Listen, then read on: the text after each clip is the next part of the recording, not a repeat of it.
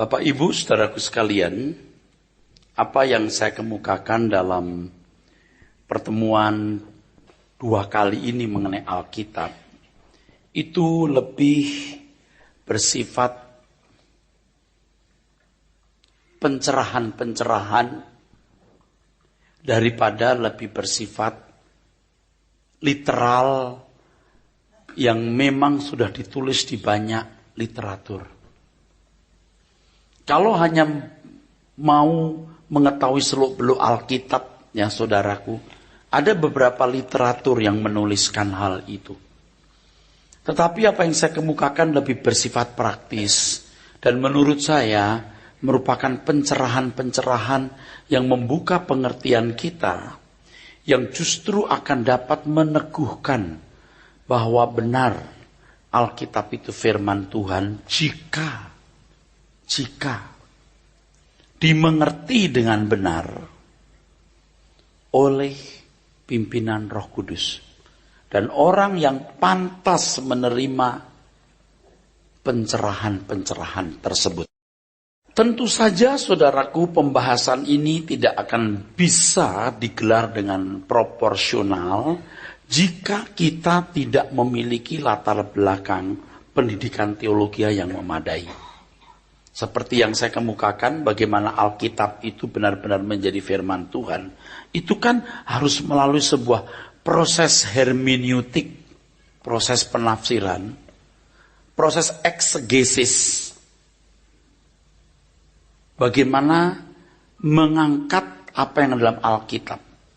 Bukan eisegesis. Kalau eisegesis memasukkan otak kita ke dalam Alkitab. Cari-cari ayat yang cocok dengan ide, lalu menyampaikannya seakan-akan itu firman Tuhan. Padahal itu pikiran si pembaca, pikiran si pengkhotbah. Itu eisegesis.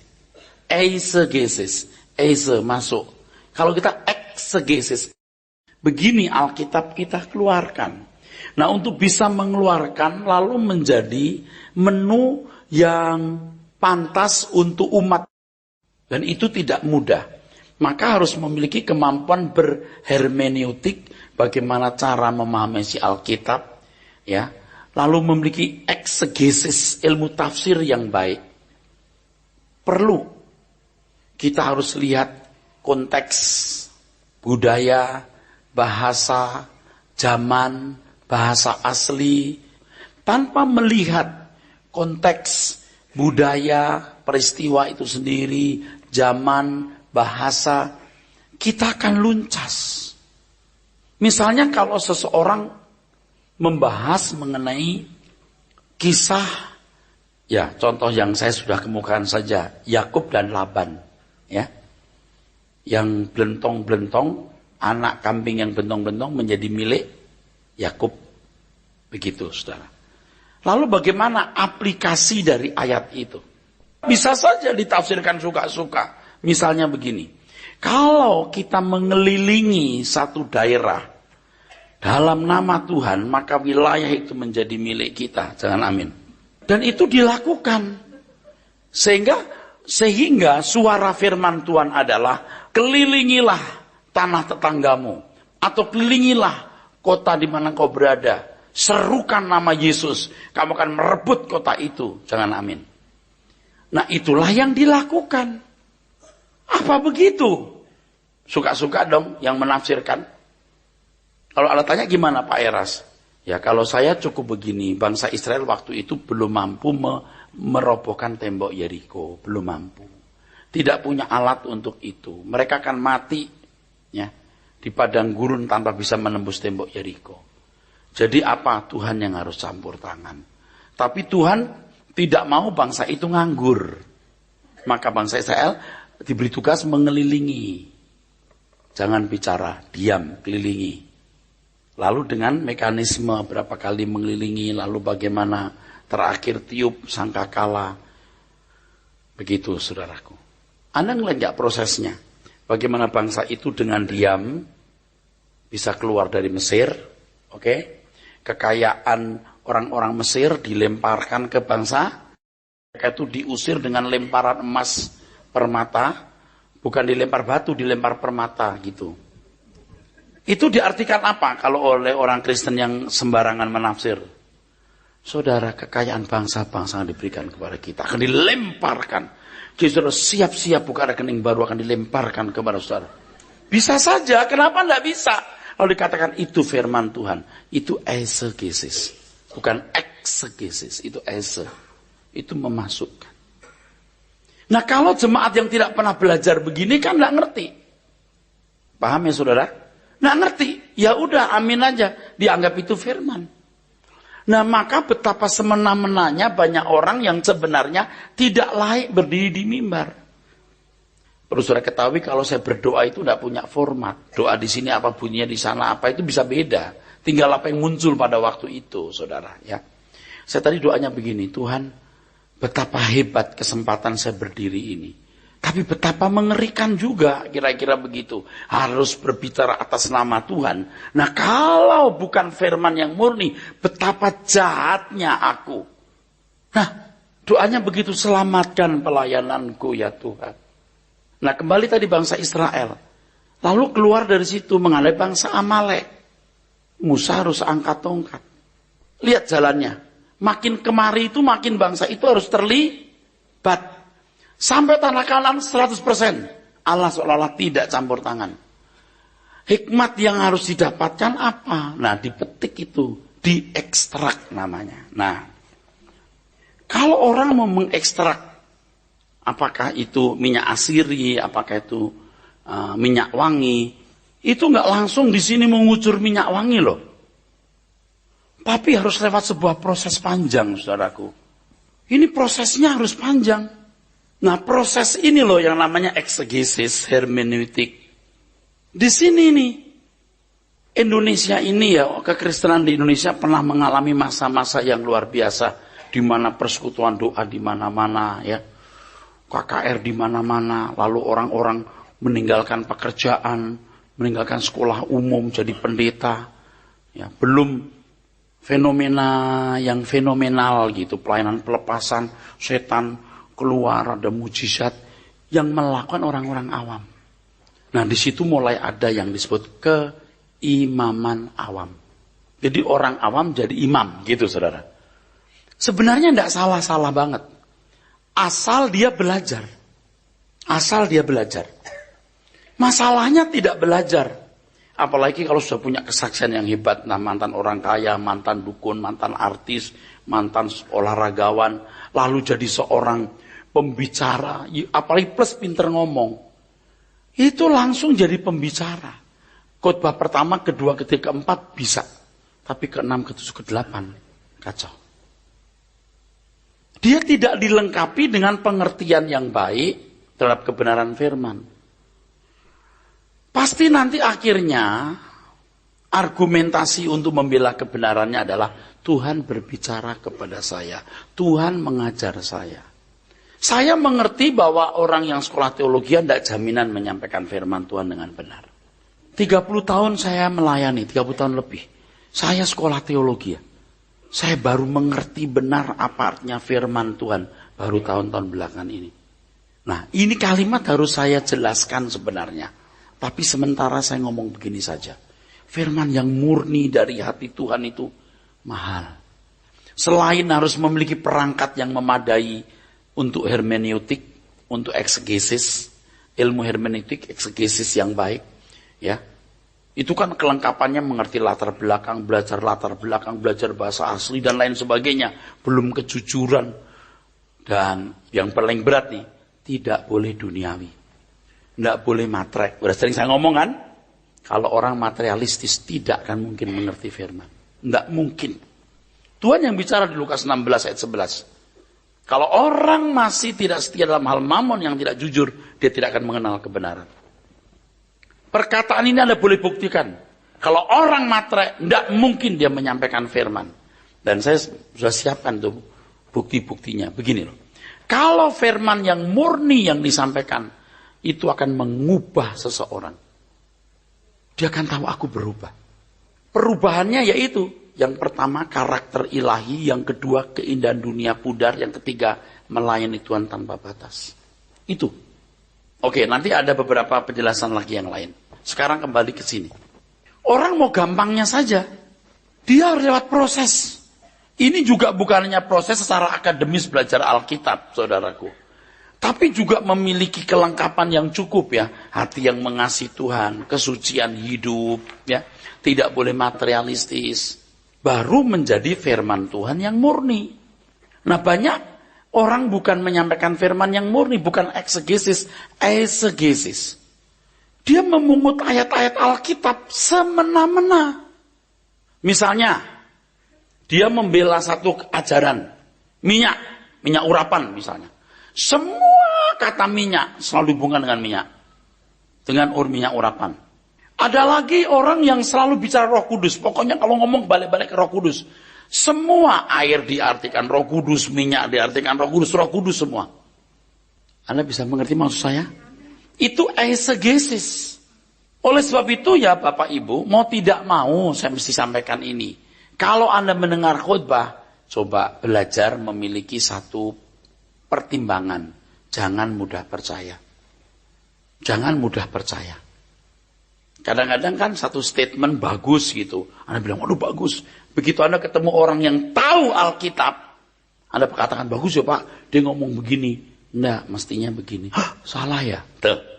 Nah, Anda kalau ketemu orang yang ilmunya lebih tinggi, istilahnya maaf ya, pengertiannya lebih dalam, Anda baru bisa melihat. Tapi sebenarnya kalau saudara rajin mendengar firman yang benar, Anda sudah membuat scanning sendiri, scan. Anda men-scan apa yang Anda tahu sebelumnya. Betul? Oh, jadi waktu itu salah ya. Oh, jadi yang itu keliru ya. Jadi yang itu keliru. Nah, scanningnya kebablasan terus itu biasanya. Kalau dengar khotbah orang, scanning terus. Jadi selama khotbah itu scanning, terus salah. Itu stres. Virus. Saking pusing, pura-pura kamar kecil. Dan kalau sudah tidak simpati kepada pendetanya, Anda akhirnya cuma mencari kesalahan. Itu masalahnya. Duduk sambil nyari salah. 1, 2, 3, 4. Dibutuhkan kedewasaan. Bahkan dalam kesalahan yang Anda dengar pun, Anda bisa diberkati. Amin. Oh, jadi ini salah yang benar begini. Begitu, enggak apa-apa. Nah, kekristenan dewasa ini sedang dibawa kepada suasana yang benar-benar mengerikan.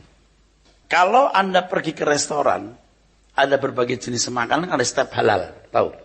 Stempel halal. Jadi produk-produk tertentu untuk stempel halal harus dibawa ke yang berwajib untuk menyatakan halal atau haram. Oke? Dulu kan ada juga itu vaksin. Ada vaksin yang disinyalir haram. Waduh, itu sudah menyebar kemana-mana itu kan. Akhirnya diverifikasi, ya, halal atau haram. Ya, gitu saudaraku. Nah, saya nggak pernah ngurus barang halal atau haram soal, jadi saya nggak ngerti banyak. Tapi yang saya pernah tahu itu harus dilegalitas oleh satu instansi atau satu lembaga. Nah, di Kristen itu nggak ada itu halal atau haram. Semua pendeta bisa berdiri dan khotbah. Beda dengan gereja-gereja tertentu, khususnya gereja Protestan, misalnya GKI, GPIB, yang boleh berdiri di mimbar gereja, itu harus lulusan sekolah teologi ya. Teologi mana saja, itu ditentukan. Atau paling tidak itu sudah membuat satu standar, ada standar. Nah, di Indonesia ini ya, sempat mengalami masa-masa sampai sekarang. Orang boleh berdiri, boleh berkhotbah, nggak ada stempel halal atau haram. Jadi semua hal, padahal yang diajarkan belum tentu kebenaran yang murni. Nah, bagaimana orang bisa tahu itu benar atau salah? Sebenarnya tidak mudah, saudaraku. Nah, saudaraku sekalian, orang bisa tahu firman Tuhan tidak apa? Ya harus ada standarisasinya, mengerti isi Alkitab. Nah, Bapak Ibu kan nggak belajar bahasa Yunani, nggak belajar bahasa Ibrani, nggak mengerti juga latar belakang Alkitab apa. Makanya kan Anda ketahui bagaimana gereja-gereja yang membuat pembasuhan kaki. Maksudnya apa? Ya simbolis. Walaupun simbolis itu untuk apa? Nggak pernah diajarkan yang begitu. Lah Tuhan lakukan kok. Suci kaki. Ya tapi konteks zamannya beda waktu itu. Perempuan harus pakai kerudung. Sempat yang ada gereja yang perempuan harus pakai kerudung. Maju ke mimbar harus buka sepatu. Saya pernah loh diundang di gereja itu, lagi gede-gedenya gereja itu. Nah semua yang di mimbar buka sepatu. Nah saya buka enggak. Di situ ada beberapa mahasiswa saya. Dia melihat saya dan mau tanya, Pak Res buka sepatu enggak? Ah ini jadi repot saya. Jadi selama puji-pujian doa saya cuma begini. Buka tidak, buka tidak. Jadi saya repot mikirin begini. Kalau saya buka seolah-olah saya tunduk aturan yang sebenarnya tidak harafiah, tidak alkitabiah menurut saya itu. Ya saudara, kalau perempuan harus pakai kerudung. Kecil gitu taruh di sini, biar kecil tapi ditaruh di sini. Iya, diselipin di sini. Karena kalau nggak pakai kerudung membuka celah atau apa gitu. Nggak menghormati kepalanya.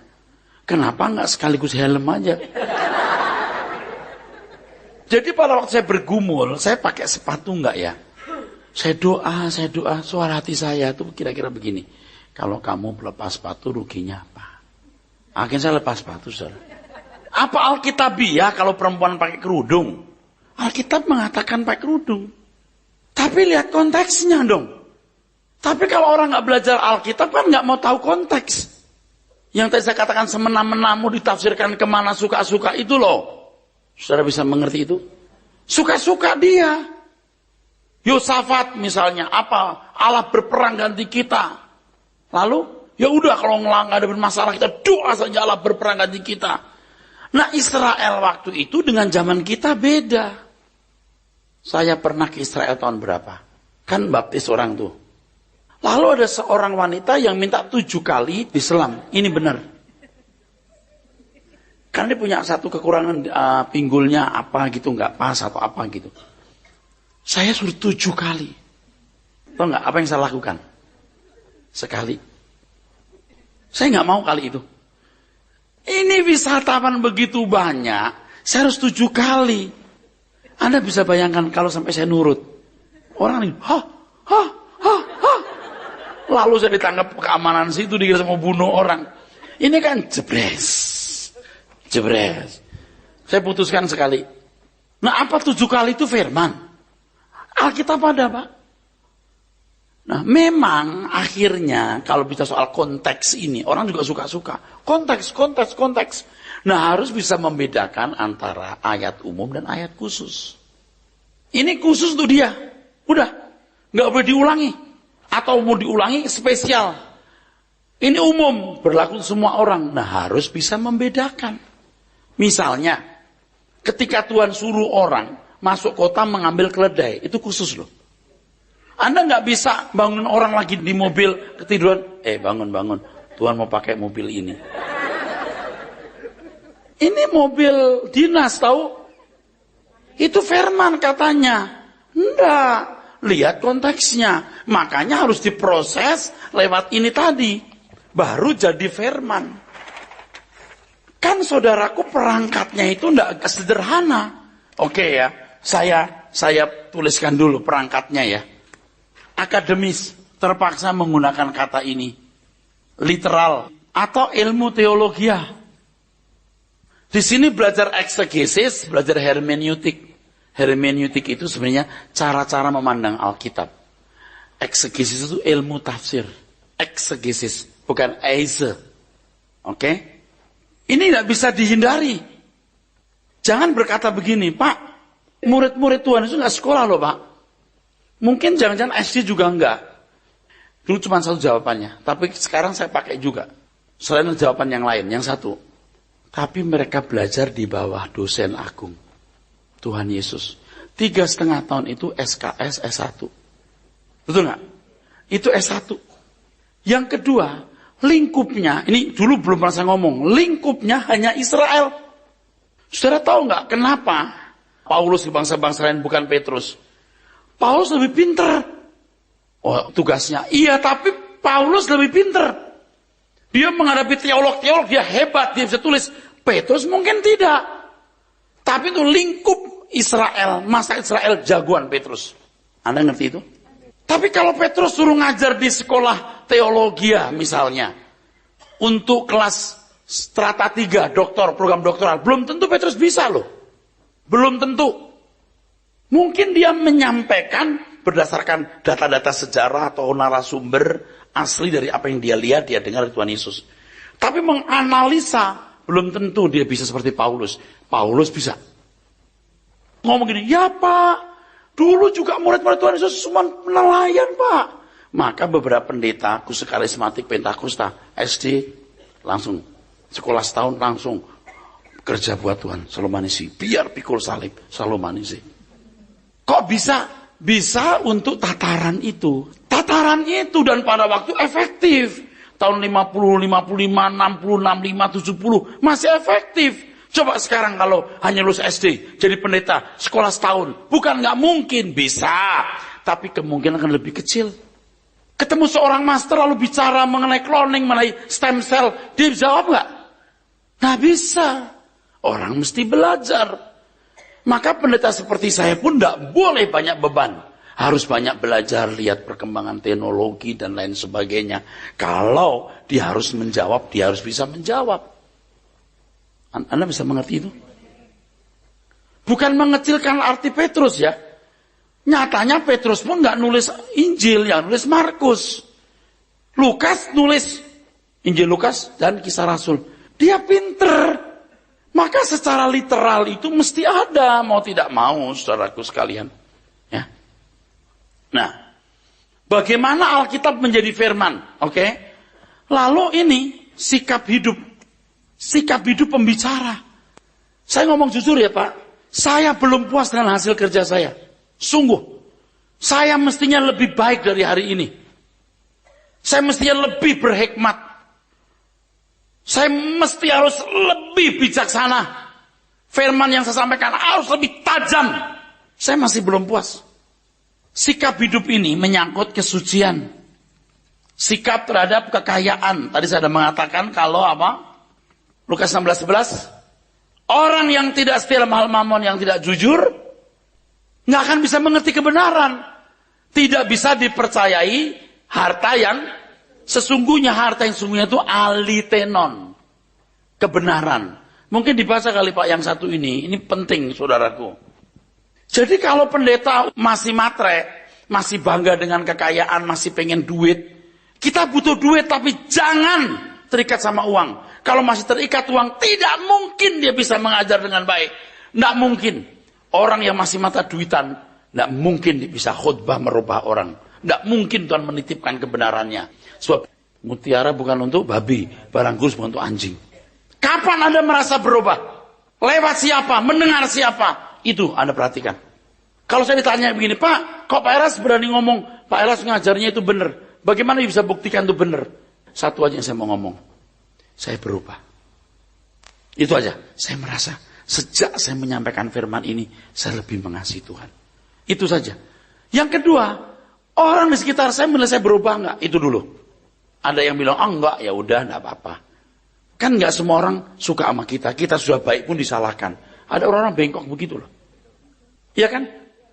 Makanya kalau orang rajin terus mendengar firman, enggak mungkin enggak berubah. Enggak mungkin. Kalau sampai enggak berubah itu, waduh saya enggak benar. Atau dianya enggak benar. Firman yang murni itu merubah loh saudaraku. Merubah. Sudah kok saya sudah melihat beberapa bukti kok. Sudah melihat beberapa bukti. Nah makanya firman yang pertama akademis. Saya masih belajar sampai sekarang. Saya masih belajar. Saya tekun belajar.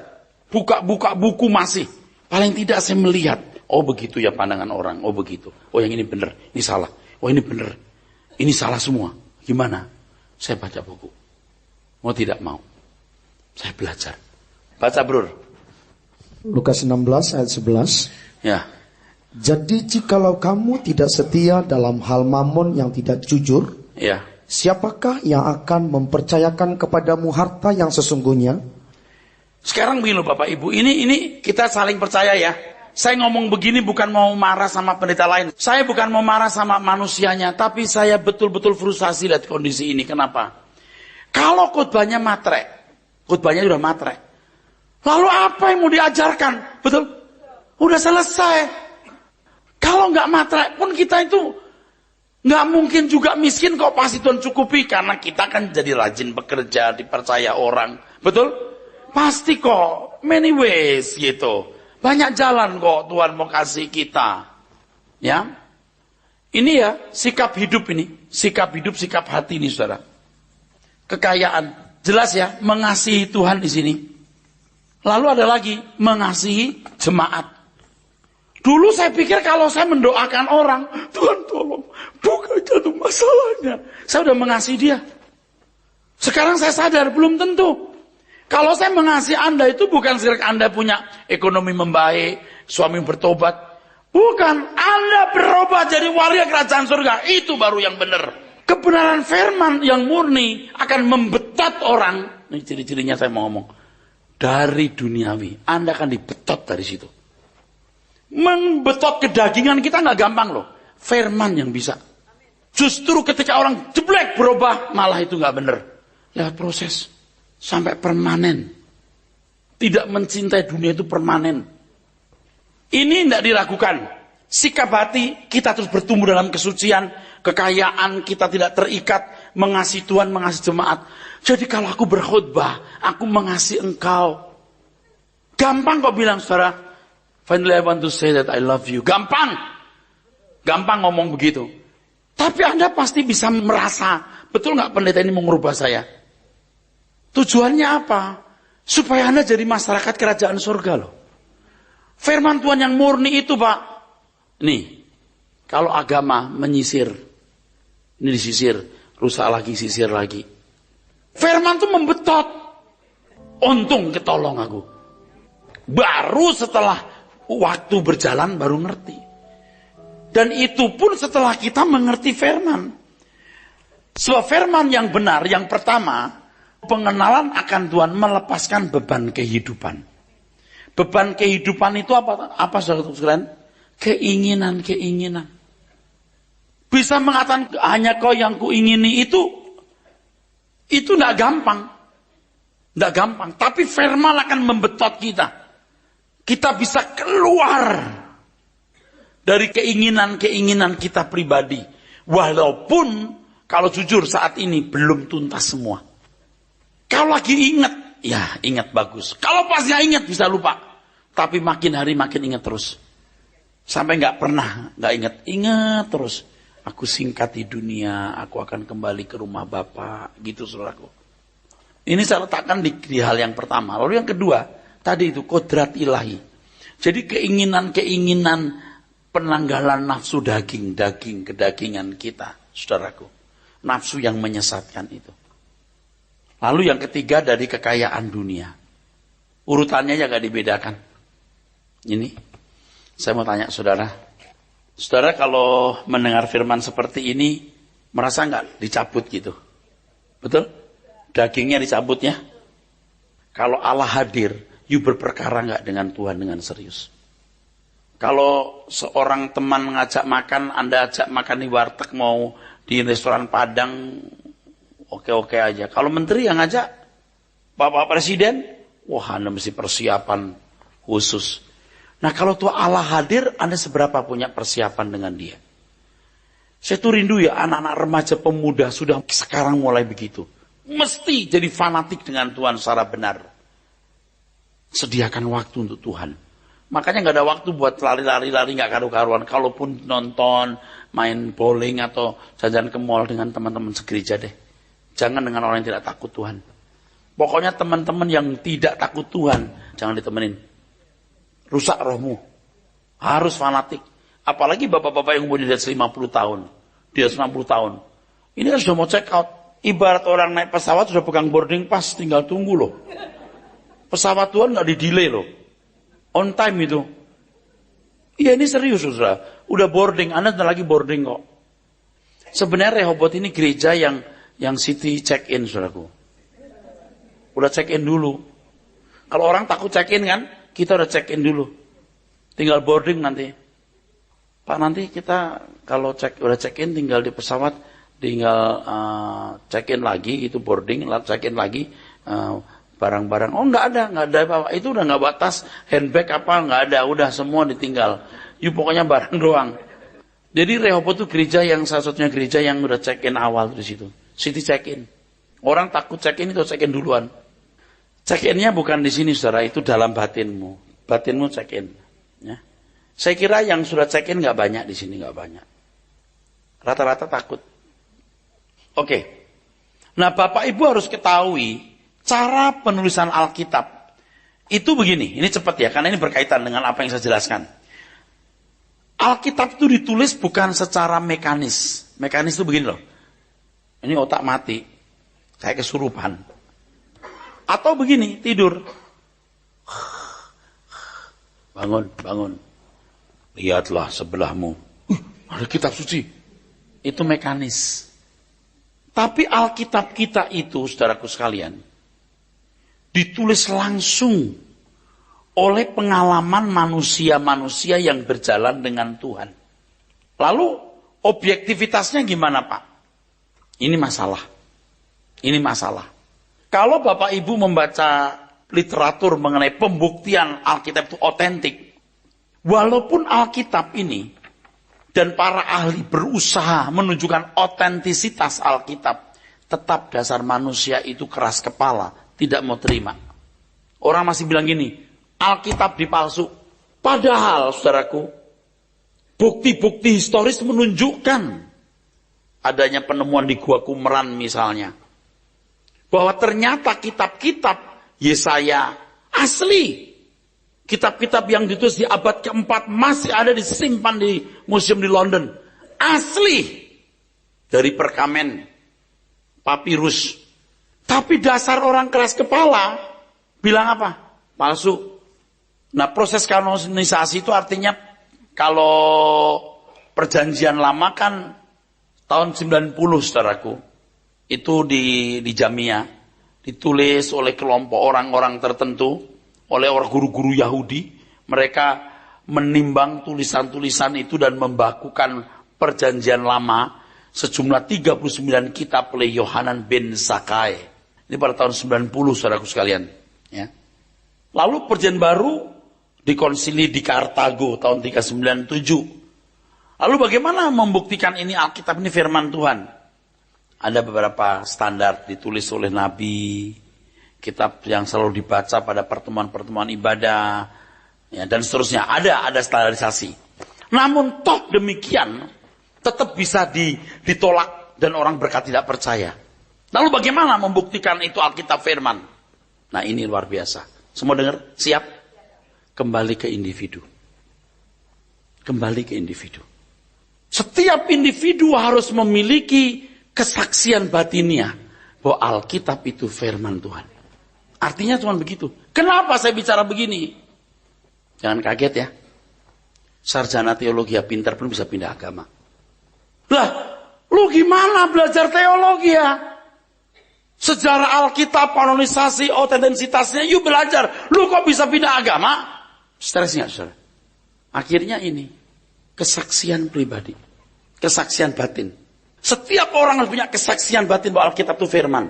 Ketika dia membuktikan kebenarannya dalam hidup secara konkret. Akhirnya itu. Wah, kalau itu subjektif, ya mau tidak mau. Dan orang yang membuktikan Alkitab sebagai firman Tuhan akan, siap dengar, memperagakan firman itu dalam kehidupan. Sehingga hidupnya mirip Alkitab yang diperagakan. Dan tidak banyak orang sampai level ini. Apakah Alkitab menjadi firman Tuhan bagimu? Dibuktikan dari perbuatanmu. Dibuktikan warna hidupmu. Dibuktikan gaya hidupmu. Dibuktikan paradigma berpikirmu. Sebab teolog aja bisa pindah agama. Dan tidak sedikit teolog-teolog hebat, doktor-doktor. Maaf ya, bukan saya paling baik. Saya juga mau belajar duniawi. Paham, saudara? Sombong dengan doktornya, sombong dengan gelarnya. Lalu khotbah itu menunjukin hebatnya dia punya pendidikan. Istilah teologi lah, apalah. Ngerti nggak lu sombong itu? Masa Pak, gue tahu lu sombong karena gue juga begitu dulu. Oh, enggak, kalau Pak Era sombong, kalau dia enggak. Enggak mungkin. Gue tahu, percaya dah. Buktinya apa? Orang pusing denger lu khotbah. Yang kedua, orang nggak berubah. Kalau saya seorang dokter, saya tahu banyak istilah teologi ya. Saya nggak sampaikan, rugi dong. You nggak tahu dokter saya nanti. Ngerti nggak? You bisa nggak menghargai jeripaya saya sampai saya bergelar dokter. Penuh kesombongan di situ. Lalu Anda lihat gayanya waktu dia bergaul di tengah-tengah masyarakat. Udah kayak dewa loh di jalannya. Saya tahu ada orang yang memang gayanya begitu. Tidak bermaksud mau sombong. Tetapi gambar diri yang dia bangun membentuk bahasa tubuh dia. Kalau kita juga bukan mau sombong karena kita belum berkarakter ilahi seperti yang Allah Bapa kehendaki. Kita mau belajar bertumbuh terus, amin. Firman yang benar itu membetot orang, saudaraku. Nggak bisa enggak. Saya ulangi lagi. Bagaimana proses kanonisasi, bagaimana Alkitab ini, kitab Yakobus ini firman yang murni, yang ini tidak. Itu lewat proses. Kalau orang Protestan 66 yang diakui sah sebagai firman Tuhan. Tapi orang Katolik tambah 15 lagi. Kitab disebut kitab apokrifa. Tapi kalau saya di sini saya pakai Alkitab yang 66 jumlahnya itu. Walaupun bukti otentisitasnya jelas, tapi kalau dasar memang orang keras kepala, orang nggak mau bertobat. Akhirnya saudara, menjadi PR panjang kita. Kita belajar firman, sampai kita semua punya pembuktian Alkitab itu firman. Yang saya ingin, saya rindu, Anda itu belajar terus sampai begini. Bener ya, takjub.